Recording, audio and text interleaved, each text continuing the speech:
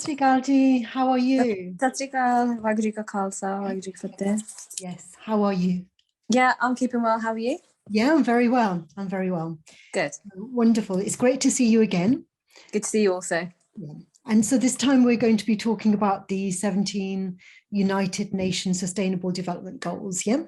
Yeah. So, in your organization, do you sometimes have conversations about these goals? Because I know a lot of organizations, they're very proactive with their corporate social responsibility. So in that context, there's a lot of discussions about them. What about for you personally and professionally?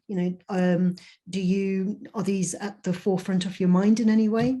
Yeah, absolutely. So within the bank that I work within, we were the primary sponsor for COP26, for example.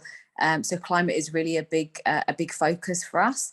We have a whole division that looks at climate and a number of these things, for example, like human rights. And so we do have a big focus of this. And it wasn't a total surprise then, looking at some of this in preparation for today's call. Yeah, absolutely. And for you, is there a common thread between all of these goals? Because sometimes we can feel a bit overwhelmed when there's so many goals, like New Year's Day. And if you set one goal, that's going to be more manageable than setting like 20 goals. So is there a common thread that can help us to kind of think about them in a more focused way, more holistically, rather than separately in isolation? I think for me, it was planet and people was the common thread. So focusing on the planet and looking at, I think someone mentions, for example, climate change or sustainability, being responsible in what we use and how we utilize the planet from a resource perspective. And then from a people point of view around equality and, what we're leaving behind for future generations. So I think for me, there was those two common, angles that you could almost bucket them in and focus on. Yeah, that's a very good way of looking at it, because when we go back to, let's say, 500 years ago, when Guru Nanak Dev Ji was alive and he was creating this movement of equality, and I suppose in those days it was about sustainability in terms of treating everyone with respect, regardless of what caste they were from, and all of those things. So here when we live in the West, we have different issues compared with like 500 years ago, but in a way, the inequalities, they're different inequalities, but we're still battling against these inequalities, aren't we?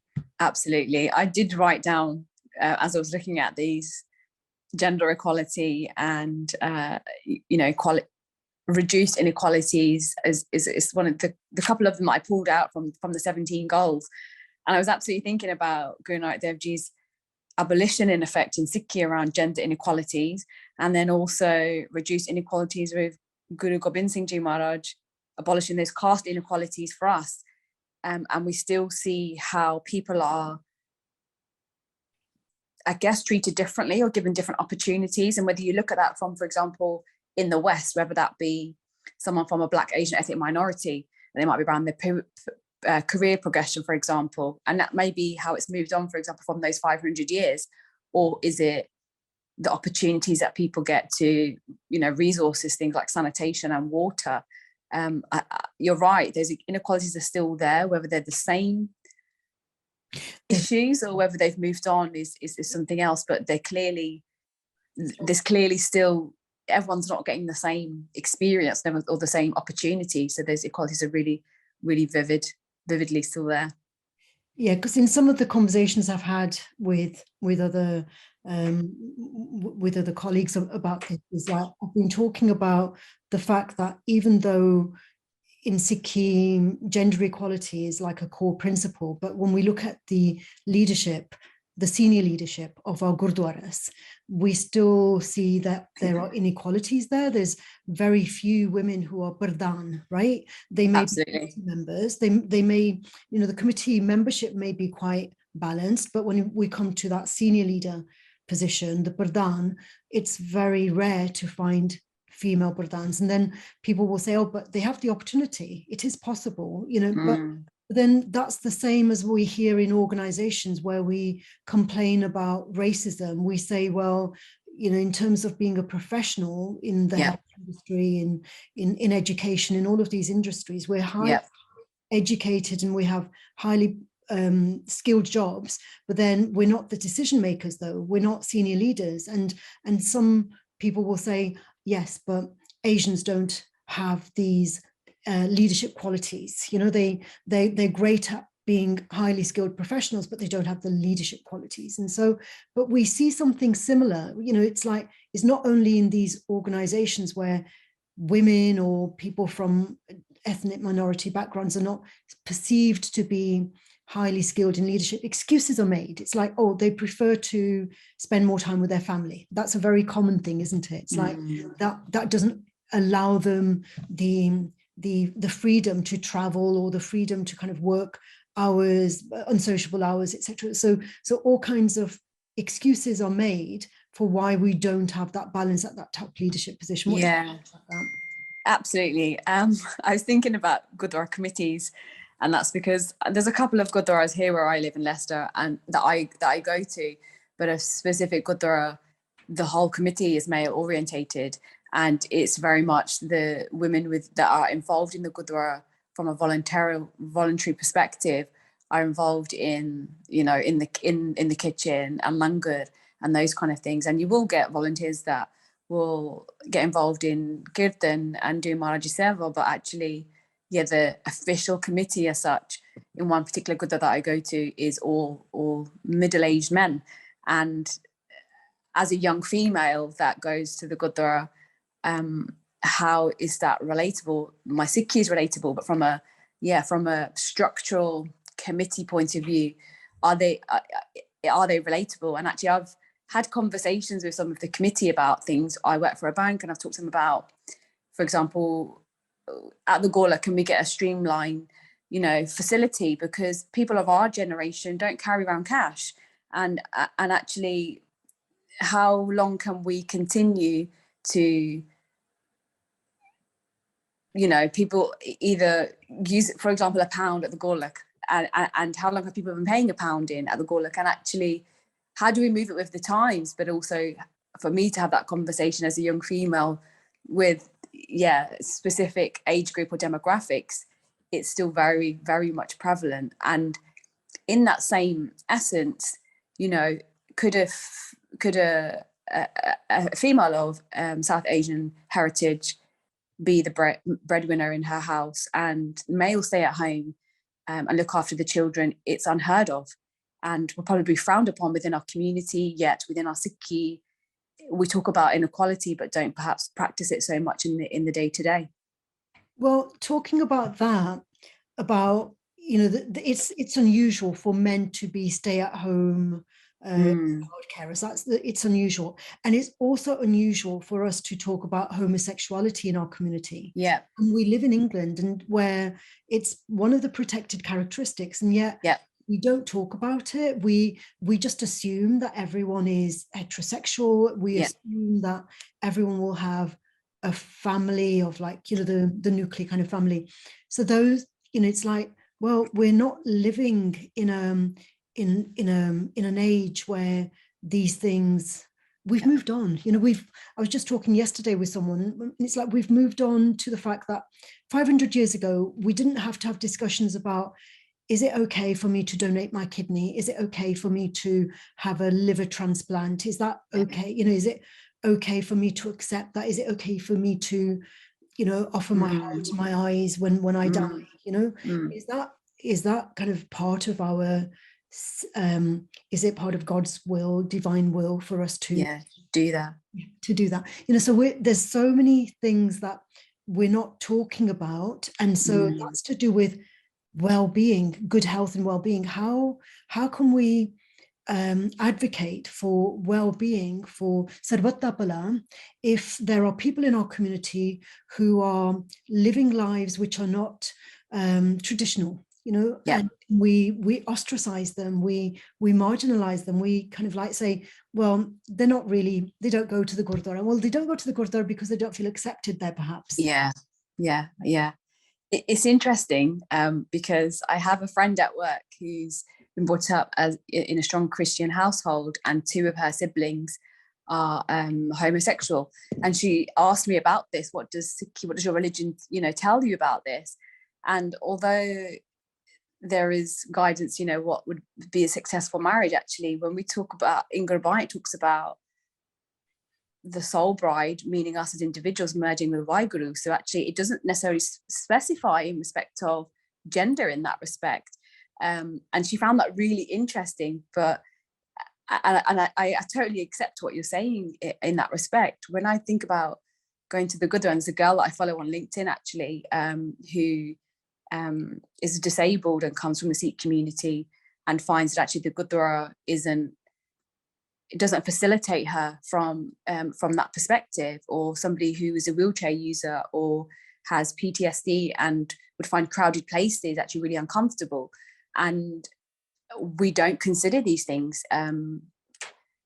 I, for example, don't eat dairy. I'm vegan, and I will have prashad, but I will ask these things that, for example, when I go to have langar, if possible, and they don't know these things, or somebody can't inform you. And I just, we definitely haven't perhaps moved with the time in our community, as well as in some aspects of our Gurdwara, in the running of it, rather than, our scriptures or our faith as such. Yeah, it's more about the community. Yeah. And you mentioned Burshad, and Burshad, I've never had Burshad that isn't full of sugar. Of course. And that is, diabetes and high cholesterol is rife within our communities. Yeah. So what are we doing to help that? But so often when I go to a lot of gurdwaras, like the Gyanis usually have very bloated bellies, which is a sign of not good health. The bloated bellies, like with, like, that's what happens when you eat a lot of prashad and kheer, and and that is not a sign of good health. And so it's not a good example of it's not kind of modeling good health in terms of what we eat, it's because it's not simply about going to the gym and having exercise or whatever. It's like, maybe like when we were back in India, and because it's so hot, maybe we burn off a lot of the sugar that we intake. Jalebi fine in the heat, but not when we're sitting at home and we have office little movement. Yes, little movement. We're going to. So that's to do with adaptation, isn't it? So is it? But go ahead. Just on that point. So, like a couple of weeks ago, my neighbour had barred at the Gurdwara, so I was there helping doing serve, and actually we were washing up. And they had traditionally like 3 sinks, and we were washing up, and the tap was just running the whole time, like in the middle sink. And we think about water consumption and us all playing our part. And I do absolutely accept it was busy, and there's a level of cleanliness that we need to keep, of course, but there's got to be a better way to clean dishes. Another Gurdwara that I go to has a machine that will clean, so they'll rinse off and then put them in a steam cleaning machine, so that they're hygienically clean but less water consumption. So we're almost doing our bit there. I just think there's loads of opportunities. We could be supporting some of these goals for sure.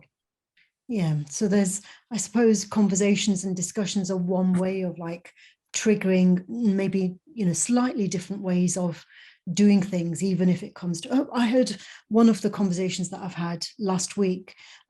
She said that in her Gurdwara they've banned mithai, so you can only offer fruit, and I thought that makes a lot of sense. I'd love to kind of go to the Gurdwara and have like a watermelon or mango instead of jalebi, both were there, I'd probably pick the jalebi. But so subtle things like that, so she said this is in the US, they've actually banned mithai because it's not, we have to kind of change with the times, don't we? Absolutely. So other things like let's say quality of education, for example. So in terms of quality of education, I know that my family, one of the reasons they emigrated to England is because they wanted a better education for myself and my siblings. My parents did. They wanted a better education.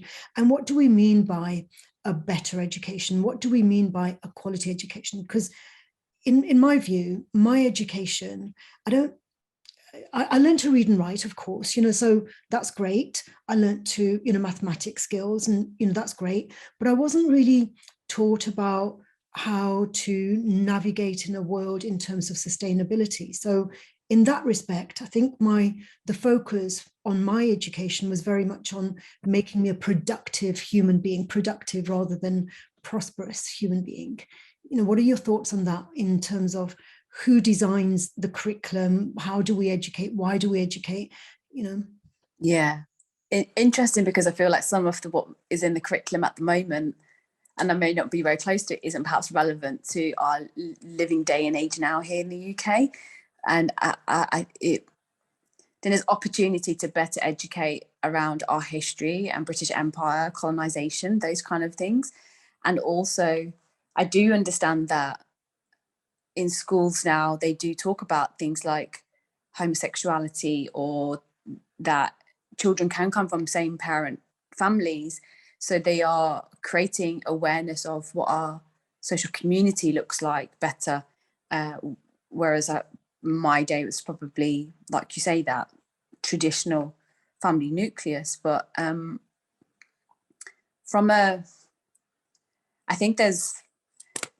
I see a lot around the social media impact and negative impact it has on the youth as well. And I think we've come so far that I read a sad story last week about a girl that had taken her own life as a result of social media influences. And I just think it's almost gone too far now. It needs to be reined in, and technology needs to be used better to advance people's awareness around things. But then social media was great, for example, with the farmers' protests, and for us to understand what was happening with it, for somebody who's thousands of miles away. So I think there's, from a better education point of view, I guess, what is the definition of better? What does it need to reflect? Actually, our true history, a better awareness of the environment that we live in, and actually our responsibilities to the environment and the planet in which we are, living and consuming, I think is perhaps a general definition of better. Well, let's relate education to the farmers' protests. Mm. You and I both, we both empathize sincerely with the farmers' protests, but let's link education with that. A lot of people are saying that the farming in the Punjab is not sustainable because they're growing rice, which is not natural to the Punjab, and it's not right. Growing rice, for example, even if it's like you've got like a guaranteed, it's a guaranteed kind of staple crop that you can invest in, and that's why it's grown. But it's damaging the environment because the gross kind of overconsumption of clean water in that, cutting down trees, depletion of the soil through over farming, so yes, we empathize with the poor farmers, and at the same time, how sustainable is that farming if it continues? Because if people have only got, like, say, 2 or 3 acres of land, they will grow what is going to sell, because of course, it's their livelihood. That's right. It's their livelihood. But overall, if it's kind of creating this unsustainable, and the other thing is that a lot of these farmers, a lot of the suicides of farmers is because they became so indebted because they got these genetically modified seeds, which only kind of they increase the productivity for a few years, and then it's like it just kind of the dead seeds basically after a while. So, but they still have to pay that loan they borrowed, and they can't afford to pay it. And so we've got this entanglement of in my view, it's kind of like a lack of education about the long-term future of farming. Yeah, I do understand. I do understand that. I also understand that there's a lot of control or systems in place that don't allow for certain farming practices, or they enforce, for example, use of certain pesticides in farming in India as well, which has government involvement in. I also understand that rivers have been diverted out of Punjab, which will impact the soil quality and being able to, farm there, and the longevity of that. So I think there's a number of factors there, and I totally accept that for somebody who's living remotely and is farming there, do they know all of these things? Are they trying to make the best of the situation that they are currently presented with, not thinking about their next generation? What do you do if you're in that maybe helpless situation? Where do you turn to? Where do you go? Do you give up what your livelihood is now? I totally accept that. I also think that there needs to be some intervention then from a government level. And my own personal opinion is that some of the problems or issues that the farmers face is because of some of the policies that the government have put in. So where do you go then for aid or support, or to look at what you can do from a sustainability, point of view? Yeah, I think that's the tricky part. Yeah. And I'm not making excuses at all. Yeah. So quality of education is tied in with politics as well. Yeah. Who is in India as in England, there's a political agenda to the education. There are certain things that you have to have on the curriculum and certain things which you cannot have on the curriculum. Yeah. And also the people that are in those positions come from a certain background of privilege, for example, and educate, and that links back to the privilege will impact what education they have, which will impact what job they have, will impact their net worth and how much money they're making and their impact to society. So yeah. And a lot of the migration is to do with the quality of education as well, isn't it? Because I know that in the Punjab, a lot of the highly educated people, their only way out, or the way that they like to choose is to go abroad. That's the best way that they're going to make use of their higher degrees, especially, is by going, but not by staying in the Punjab, because there's not enough opportunities there for them. Yeah. So quality of education, migration, it's like, well, if that education enables them to become entrepreneurial in the Punjab, create work, not get work, but create work, that would be like a dramatic difference. Because a lot of people seem to be, after they've made their success in the West, I think, from what I gather, some people, after they've become wealthy materially, they do like to go back and set up their own businesses. But in the first instance, when they are in their 20s and they can't find jobs locally, that is the way out, isn't it, to go abroad?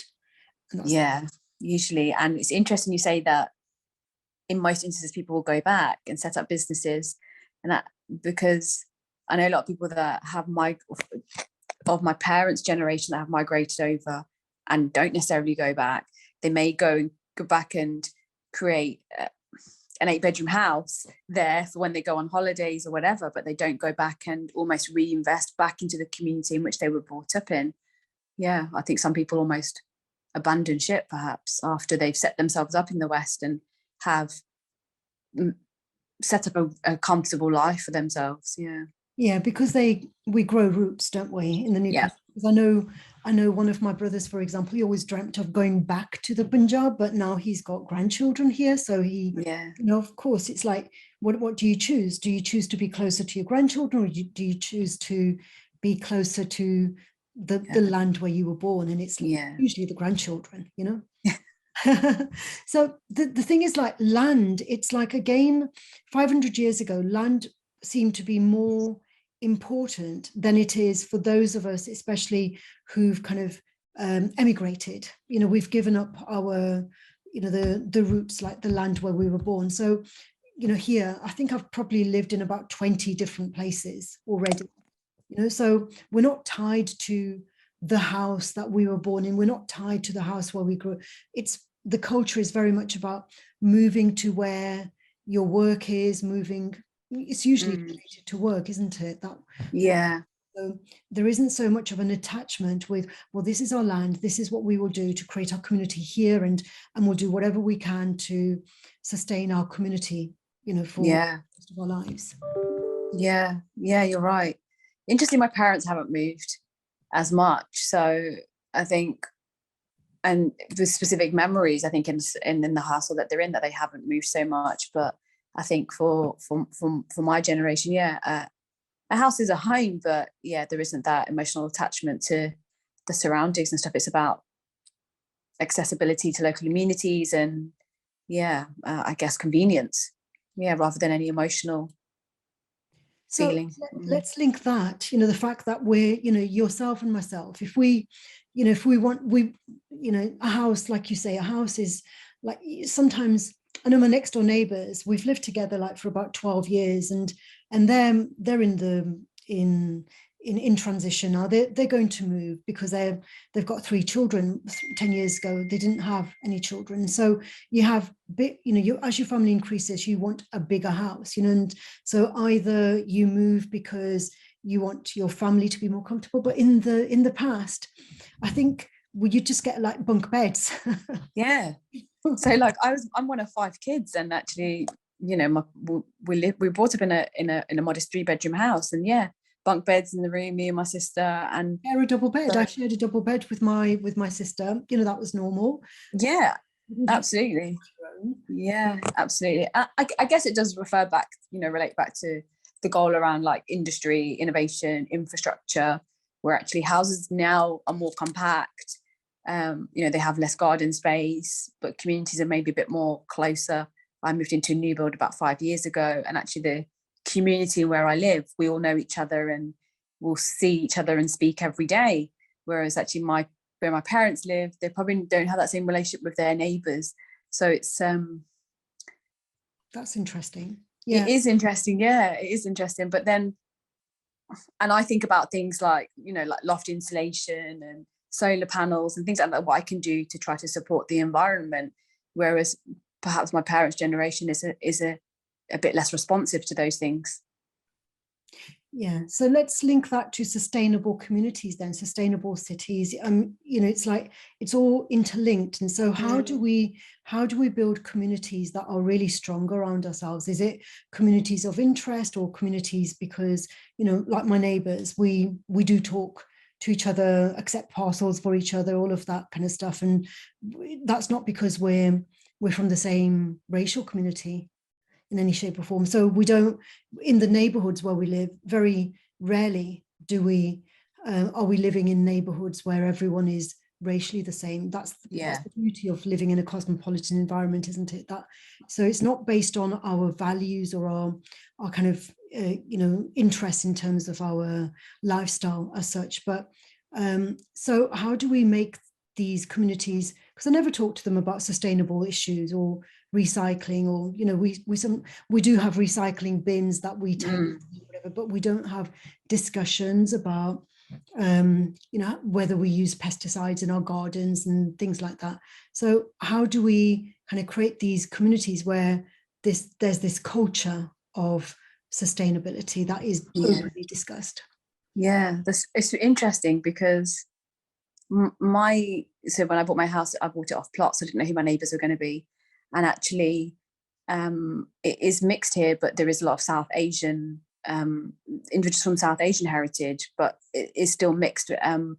And you're right, actually I've never discussed recycling or sustainability issues with my neighbours, other than actually the neighbours using his hose, and there's a hose pipe ban and things like that. And the other neighbour putting something in the recycling that she shouldn't have, is the granny a couple of doors down. And I just said, actually, you can't recycle that.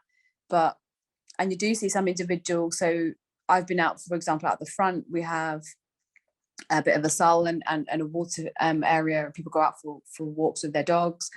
And the community is really good around here. People pick up their waste, but their dog waste, but sometimes there's litter out the front.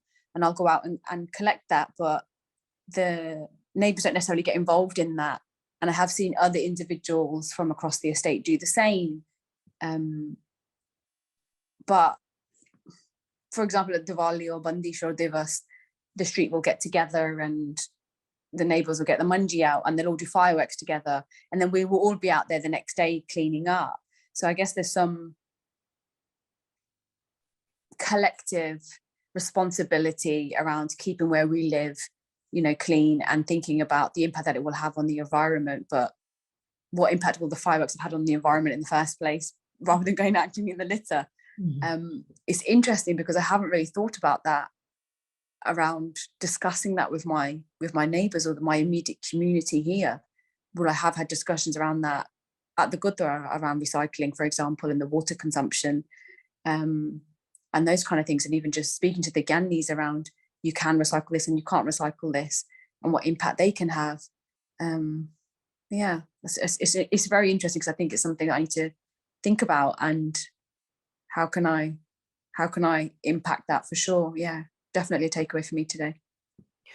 Yes, definitely, because you know, these things that are traditional, you know, we just take it for granted. Well, it's Diwali, so of course we're going to have fireworks, and well, I mean, some people, I know I have friends with horses, and the horses always get spooked with fireworks, you know. So for example, if people are letting off fireworks in a village, for example, that's not good for, it's definitely not good for the horses, for example. And you know, and so, but those of us who live in the cities, we don't think about that. We don't think about other animals, other pets that might similarly be adversely impacted. You know, dogs are scared as well. Yeah, I'm aware of, you know, for example, the impact that fireworks have on dogs, and even the areas out the front. For example, there's a maintenance company that will come out and do that, and I think they have put, for example, like weed killer things down to clear the path where there's weed. And actually, my husband's uncle is around the corner, and I think the dog got poorly because of the chemicals that they'd used. And actually, we pay the company to come and do the maintenance, but we don't have any impact of what they're doing, and the impact that it has then on, you know, the well-being of animals and the environment around us. Yeah, it's a really good point. And then thinking about other celebrations like weddings, for example. So I know that, say 20, 30 years ago, we didn't spend as much, our community didn't spend as much on weddings, lavish weddings, as they do now, like with wedding planners and thousands of pounds being spent on decorations and all sorts of things that, you know, like when my sister and my brothers got married, like we just didn't dream that there would be that kind of lavishness, and so that's taken for granted nowadays. And so how much waste is there in that, and how does that fit in with the Sikhi values? Yeah, I actually wrote that down around wastage around weddings, because even if someone's got a khand party at the Gurdwara, they will arrange for plastic cutlery and crockery because it's easier and it's easily disposable, but it's not recyclable. And actually, what's the impact on the environment? Whereas if we just use the dishes that are at the Gurdwara and spend some time cleaning them, doing the seva, and what impact that will have versus using the plastic. And I was actually at my friend's Maya yesterday, and it's the wedding tomorrow, and they're having a simple Anand garage but tomorrow, but from the party perspective, the amount of waste and stuff that there would have been involved, one time, single use, for example, like decorations that will be up in the hall and that kind of thing. You're right that it's become more and more lavish, and actually Sikh wedding is about the Anand garage, nothing else. These other things are cultural, or like you say, the lavishness that comes with it, which is not linked to our faith. Actually, it's they're either cultural, or we need to show how wealthy we are and invite everybody that we know. You know, it's just, we need to definitely think about this as a community for sure, and be, I think, leading the way, challenging ourselves. As I go to more and more weddings, as my cousins get older, they are becoming more and more lavish. I've seen, for example, Gurdwara is in Kent to Gravesend, people arriving in helicopters at a wedding, which is just unthinkable, and also clearly very real. So Yeah. Yeah. Yeah. So helicopters, Lamborghinis, and Yeah. limousines, and Yeah. Yeah. one of my nephews got married in the Punjab, and I was surprised that you know they book them, they call them palaces, don't A they? palace. Yeah. And invite thousands of people to come and eat. That's right. And for the for the actual wedding in the Gurdwara, there was only a handful of us that went to the actual Gurdwara ceremony. Yeah. You know, Which so is the actual wedding. yeah, Yes. everyone was Yeah. at the palace, Yeah. and it was almost as though we kind of like slipped out to go to the Gurdwara. Yeah. Wow. um, yeah, Yeah. so it's happening in the Punjab. You know, Yes. it's not just here that this kind of lavish way of celebrating the weddings. Like nowadays, people don't kind of, you know, there's that film on Netflix, Bistre Manje. I don't know. Okay. I think it's called Bistre Manje. It's set in the obviously the olden days of like about 30, 40 years ago, when there was a wedding, they used to go door to door and borrow manje from the neighbors, you know, like from Okay. Okay. nowadays, nobody would go around borrowing manjes. They would just buy them, wouldn't they? And then Yeah. And dispose of them after. Yeah. Yeah. It's definitely, for sure it is I've not been to India for 15 years, but when I did go, I attended a wedding, and that was then, you know, thousands of people coming to eat at a palace after the Anand Karaj. There's a big disconnect with what you know a wedding is in a Sikhi, and the whole cultural lavishness and as there's a big disconnect, I think, with our community and our responsibility to the planet. Yet in Gurbani, it mentions that, you know, planet Earth is like our mother, and still we have this huge disconnect. And again, I think it's a disconnect between Sikhi and our community and the culture, and the two things perhaps becoming mixed or diluted. Yeah. yeah, and again, like relating this back to education, because I know that my parents, for example, they expected me to study so that I would have a better life than them materially. You know, that I'd be comfortable, materially comfortable. And so, do you think like we've gone too sort of far advanced down that road of material wealth because we're still kind of like striving to be comfortable materially rather than focusing on our spiritual advancement as well? Yeah, I think the materiality becomes a problem if it impacts how you behave, your ego, and how you behave with other individuals. And I think that's when it becomes a problem, or an issue. And that's, you know, my personal opinion. I think there's nothing wrong with striving for a life where you're comfortable and not struggling. And I'm not saying that my parents' generation were struggling at all. And actually, yeah, my dad came over from Punjab to give us a better future, whatever that meant, because actually he was thriving in Punjab when he was there, but clearly wanted better or more or different for his own family. Yeah. It's interesting for sure. You see Gurdwara committee, for example, coming up to the Gurdwara in Range Rovers, and yeah, and only that individual knows in respect of, you know, what is part of their ego, and is there any, I guess, modesty or humbleness with what they're doing. But yeah, it is almost driven within us culturally to, you know, work really hard and live a comfortable life and create this wealth. It's really interesting because I'm part of a multicultural network, for example, in my organization, and I hear from perspectives of those from Black and Caribbean heritage who are really striving to create wealth for future generations and find it almost like 10 times harder, I think statistics say, than someone of South Asian heritage. And that's, you know, unparalleled compared to someone of Caucasian or white or of white background or heritage. So have we gone too far? It's an interesting. That you talk about your colleagues who are Black Caribbean, because in education,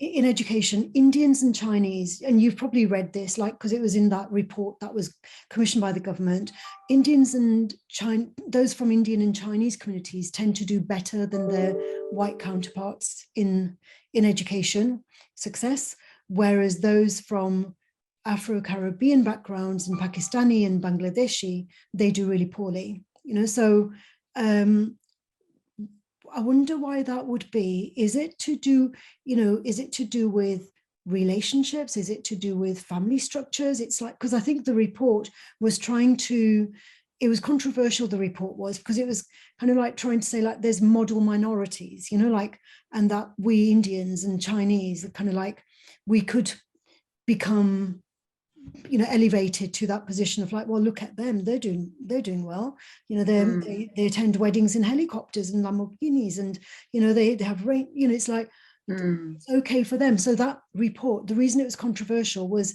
it was almost as though like just dismissing the racial inequalities by saying, well, look at these communities, they must be doing something different. Right. Oh, right. Yeah. Okay, that's really interesting. I haven't read that. I will look that up. I think it's to do with the amount of importance that is put on education within those specific communities, more so. Definitely for me, from like my own experience from coming from an Indian background, and I know that for my colleagues and friends that come from a Chinese background as well, that how important it is to go out and really do well with your education and secure a really a comfortable job or an important job. And that's why you see individuals in our community that are lawyers and solicitors and doctors and all the rest of it. And the same with Chinese, with the Chinese community. I can't, I guess, say for those other communities that you talked about, Black, Afro-Caribbean and Bangladeshi, Pakistani. Yeah. But you would think that Pakistani community wouldn't be too different from Indian, because Punjabi spread over both. But whether the division or partition of India has created more differences than we're perhaps aware of. That's really interesting. Yeah, it is interesting, and I suppose that again, going back to like who designs the curriculum, because if the curriculum is designed with particular values in mind. Yeah. And I know this, like, from my own experience as a teacher, I know that there were certain students that I found much easier to teach because their values were similar to mine. Right. Whereas those students whose values were very different to mine, I found them more challenging. And to give you an example, they'd always turn up late to class, and it's like, then that would annoy me, and it would definitely annoy me, even though they might have had very legitimate reasons for being late. Because they had to there was no one else in their family to take their younger sister to school, for example. So it's like, so that requires more sensitivity, more kind of ability, but the fact remains, it's a lot easier to teach those who come on time, so they have similar values. They probably come from a similar kind of community where they know that the child has got to get to school at 9 o'clock. They can't take the younger sister to school. That's really interesting. Thank you for that self-disclosure and sharing that. Yeah, you're right. This it is to do with your values for sure, and how you've been brought up. Almost a little bit of fear, perhaps, in respect of parenting. I.e., if I'd rocked up to a class late and I'd got back to my parents, what would the repercussions of that be? Whereas, if a parent is saying that's okay for you to get there late because you need to drop a younger sibling in, absolutely saying, with the sensitivity that situation should be handled with, but the implications for that individual that is missing out on that education time. Yeah. So you see, all of these things are interrelated, aren't they? Yes. So if a child is, that's the way they have been brought up, that they've had to study on the coffee table. They haven't had a bedroom to themselves and a desk where they can study privately. They've just sat watching TV with everyone else in the family, and had their books on their lap. They're going to have to strive harder to get ahead. Yesterday I was talking to some lawyers who were saying that they get more complaints about lawyers and solicitors from ethnic and minority backgrounds. And I said, why would that be the case? And they said, well, it goes back to school days, because like through the schooling and everything, it's like in terms of social and cultural capital, they haven't been exposed to these networks that will enable them to end up working for large organizations where the whole kind of culture of ethics and systems are already in place. They end up working in very small organizations with like maybe a couple of other partners, and so therefore they don't have that exposure to what is expected, and so therefore they're not immersed in an environment where they just naturally know how to do things to the top quality standard, whereas they would do in a large organization. And so therefore people will make more complaints, but then it's not entirely that person's fault, it's just circumstances. And so can you see like how it perpetuates these inequalities? Yeah, definitely. I work for a large organization, and often when I was trying to progress my career, for example, I would be interviewed by middle-aged white men or middle-aged white women. But interestingly, in my full 15, 16 years, whatever it is, I've been with the bank, I've never been successful in securing a promotion that has led me to a male manager. It's always been a female that's almost taken a punt on me or given me an opportunity, or I was more relatable to at interview.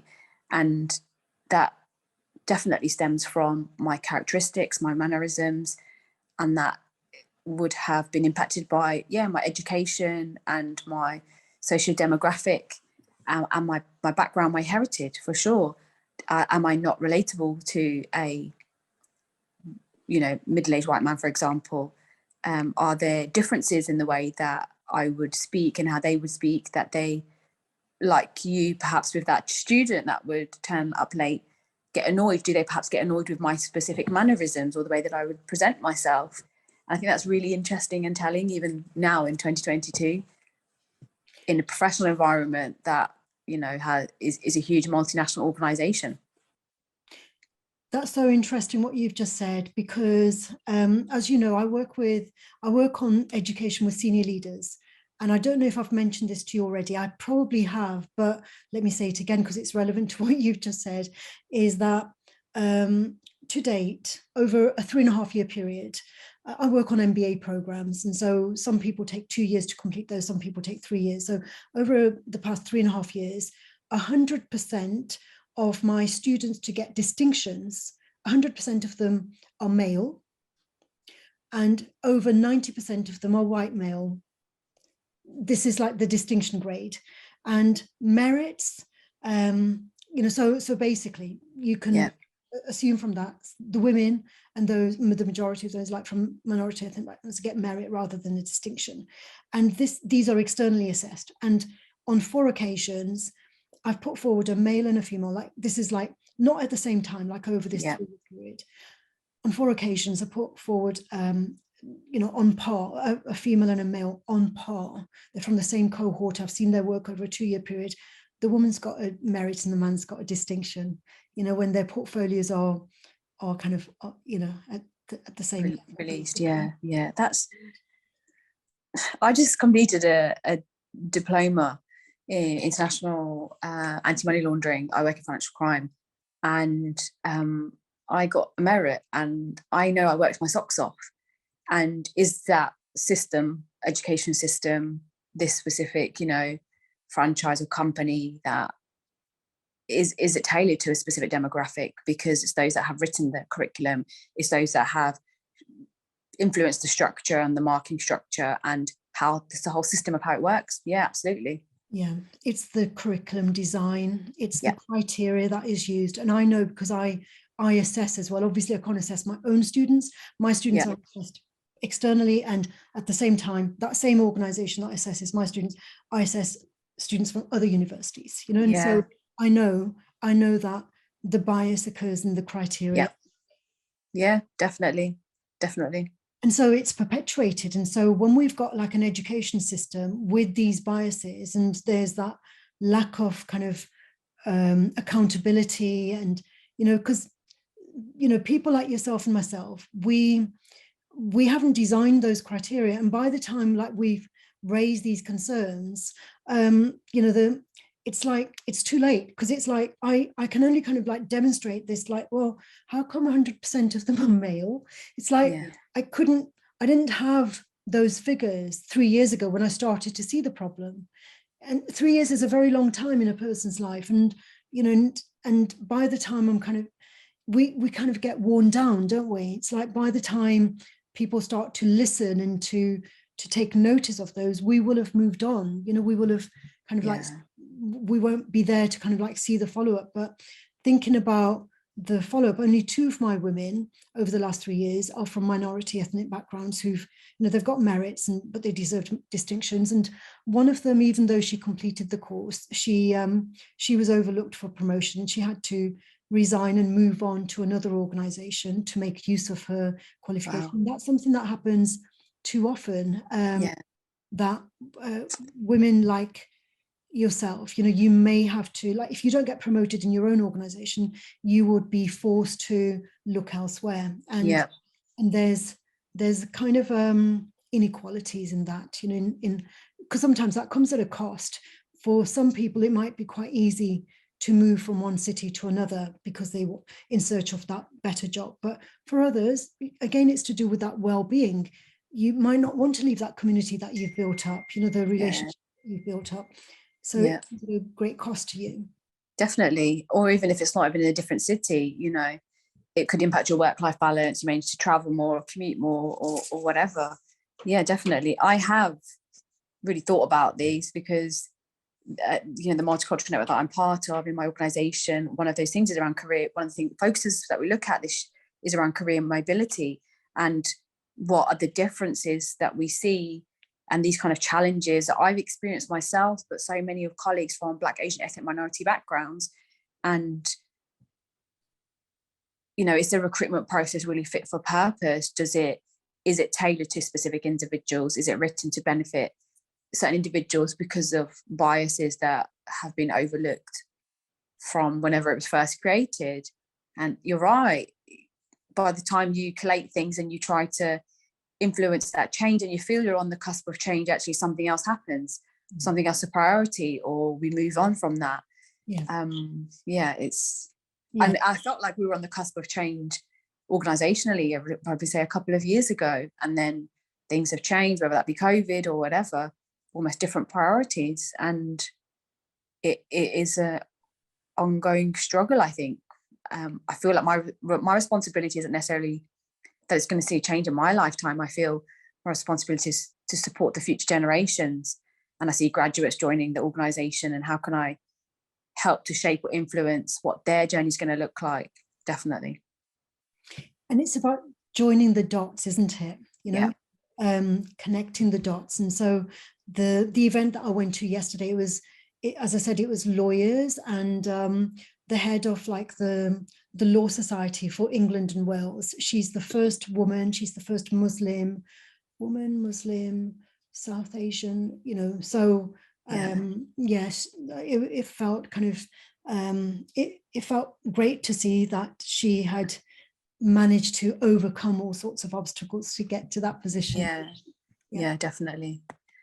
And it makes you wonder whether what personal sacrifices she had to make, you know, and that could be changing your name or changing your behaviors to suit or match and mirror who you're working with or trying to secure a job with, and that kind of thing. It just makes you wonder. I'm seeing that a lot of, you know, because we talk about adaptation, and when we move from one country to another, obviously we have to adapt to survive. And one of these processes of adaptation, I know even in my own family, you know, some of my nieces have married English men, and that's kind of like a way of it's like survival as well, isn't it? That you integrate with the society that you're a part of. You integrate with them in order to, integrate with society that you're part of and the community where you are. And it's also important for us to remain steadfast in our roots and our Sikhi as well. And I just think I see challenges from both. Like, for example, certain generations may say actually that your Sikhi will be watered down or diluted. And it's the same. My brother's had a baby girl with my bubby, who's of Welsh heritage and is white. And that was kind of the first conversation that really happened in the family around, well, actually, is my niece what is she going to practice? How close will she be to Sikhi and the community? And it is adaptation, like you say, but and I suppose it's the values, because values are universal, aren't they? Because being in education, I have to advocate British values, and sometimes I just kind of like, we have to call them British. Well, we don't have to call them British values, but it's the values of democracy and individual liberty and rule of law, etc. Tolerance, respect, and whatever. And it's like, well, which community would say that tolerance and respect are not their values? Yeah, absolutely. Which exactly that. Yeah, and sometimes it's like being a good human or being a good neighbor, and actually that's generic. That's not space specific, is it, or community specific at all?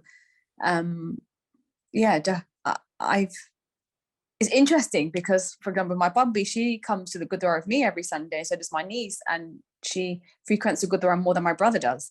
Mm-hmm. And actually she's immersed herself in our faith and in our culture, and these are just about her family values and her values within the community. It's not about faith as such in some of it. I think for me, my faith has shaped who I am and my values, and I've been brought up with that. Equally, my bubby has very similar values, and her Christian faith has influenced that. So it's not specific to a certain faith. And I suppose that's the thing about sustainability as well. It's like being able to have partnerships with other communities and other religions, and they call multiculturalism very progressive, don't they? That like, if we contrast it with conservatism is like, no, let's not dilute our way of life, let's kind of our way of doing things. And that progressiveness, it's about, no, let's open up, let's kind of merge, and I've recently volunteered as part of the British Sikh Consultative Forum in their interfaith group, and we're looking at, for example, like arranging interfaith events, and I think there's Interfaith Week, is it coming up in November? And that's an opportunity to support some of that cohesion across the communities of different faiths and bring some of those shared values to life and talk about some of these issues, for example, around climate and sustainability, and then for that to reintegrate back into the communities and that message to be sent back out. So I'm really excited to see sort of what comes out of those discussions next month. I'll invite you along if you can come. Definitely, I definitely will. Okay, so Kamaljit Koti, thank you very much for this wonderful discussion. It's stimulated a lot of ideas that I'd like to discuss with you on another occasion, hopefully. Thank you, Dr. Jasmurji. Take care, speak soon. Okay.